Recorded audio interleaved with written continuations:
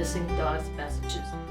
I'm here to talk to you today about some important steps you need to take if in fact your dog has gone missing. First and foremost, you want to make sure that the dog is even out of the house before panic sets in. So you should check in closets, underneath beds, behind beds, especially if it's a small dog, in different sections of the house, because sometimes if a different section of the house is not used quite often, sometimes dogs will get trapped over there.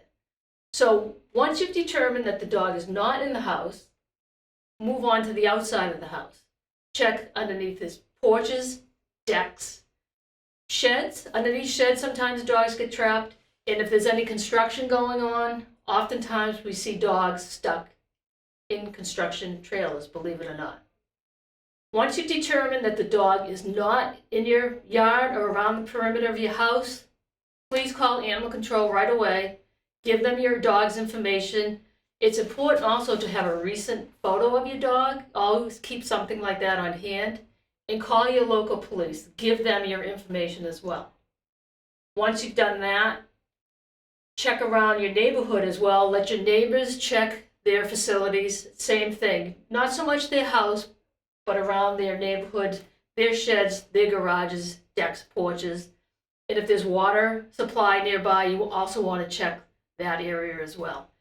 Pools, underneath pool covers, we've seen that. Many dogs get trapped underneath those as well. So please be diligent. Don't overlook the obvious. Social media is a good tool. If you want to go to our website, Missing Dogs in Massachusetts, fill out a form. And what we will do is we will generate a flyer online. And this is one of the flyers that we have. There's a lot of information on this flyer, and these flyers are good to actually hand out or to give to businesses. The other type of flyer we recommend people use is just a simple flyer. And these are the flyers that you want to put on telephone poles. We don't recommend putting them in mailboxes. Telephone poles, stores, businesses, any place where it's high traffic area. So those are the two type of flyers that are out there. These are the ones to hand out to businesses because they have a lot of information, and these are the ones that we suggest people put on like telephone poles, and you can, give them to people as you drive around. The other thing you should do is engage a lot of people to help you out. There's a lot of things that need to be done. You need to call local vets, local shelters, animal control offices, and police in surrounding towns, because some of these dogs, depending how long they've been missing, can travel distances.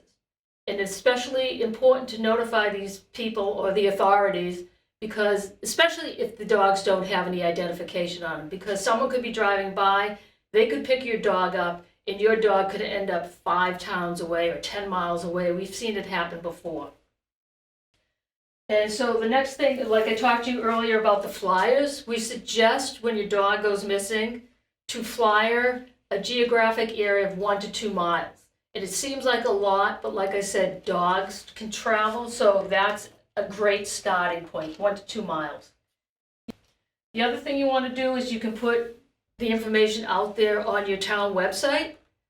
Craigslist is a good venue to use, anything on social media, but you have to remember not everybody is on social media, so flyers are really important.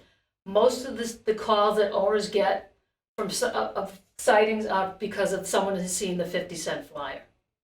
The other thing you want to do is map out your sightings. If this goes on longer than a day or two, it's important that you map your sightings out, time of day, location of the dog, where the dog went, where the dog has traveled to. It's important because you want to kind of figure out a pattern of what the dog is doing. So Google Earth is a good tool to use, and once again, you can assign that to somebody. The other thing is most people think that the more mass of people you get out there, the better off it is for finding a dog. Depending on the situation, in other words, if a dog is a newly adopted dog, we don't recommend that a lot of people go out and go looking for the dog, especially if it's a skittish dog or doesn't really like people or other dogs. The key is to keep the dog contained in a certain area And by having too many people out there looking, it kind of defeats the purpose of, it doesn't help the cause of finding a dog. Sometimes it will push it off to another area. Oh, and the other important thing I want to talk a little bit about is microchipping. If your dog has a microchip and it's a newly adopted dog, make sure that chip is registered. And if you move, that chip has to be registered.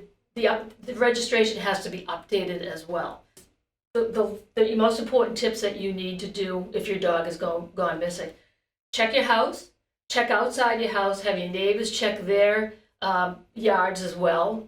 You want to call your animal control officer and the police. Those should be your first contacts. Don't wait hours before you do that. Do that immediately. Give them all the information on your dogs. Keep an updated photo of your dog. If you can go in person to check to see if your dog is sitting at a shelter, because a lot of times we run into that, especially if it's a big city. Dogs will be sitting at a shelter, and if you make the phone call, they'll tell you the dog is not there, but the dog, in fact, depending on how busy the shelter is, the dog could be sitting right out back. So shelters, vets, animal control office, police, very important to contact all of them. Engage your friends. If people want to help you, have them get up flyers, put flyers up, get some made up for them. Like I said before, there are two different types. There's the one we generate on Facebook. This is good to hand out. And then there's this one, which it's very simple. It gives the dogs a little bit of the dog's information, and those should go on telephone poles. And you can put some of these, you can go to door if you want, give these to the people. Go to our website, fill out a form. Here's a checklist of there's also a loss recovery blueprint, but there's a loss prevention, some tips as well. Flyers are important, Craigslist important, any type of social media, town websites are great, and most importantly of all, map out your sightings of your dogs, because this could go on for a while, so it's important to get sightings mapped out, gather the information, get callback numbers if someone has called you with the information. In case you forget to ask them something, you can always call back. Missing Dogs Massachusetts has over 20,000 followers on Facebook. The more information you can get out there, the better off you are. So please, we rely on volunteers. We rely on people who have see our posts and share our posts to help reunite these dogs with their owners a lot quicker. So please continue to share and like our page.